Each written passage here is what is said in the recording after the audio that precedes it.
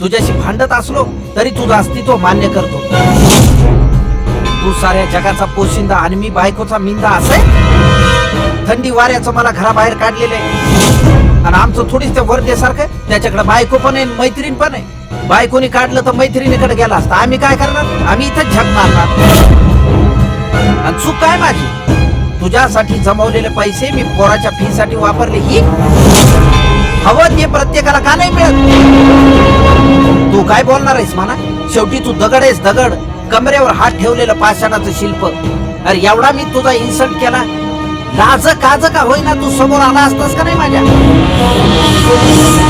पण एक लक्षात ठेव, माझा नाही रखमाचा पूर्ण विश्वास आहे तुझ्यावर.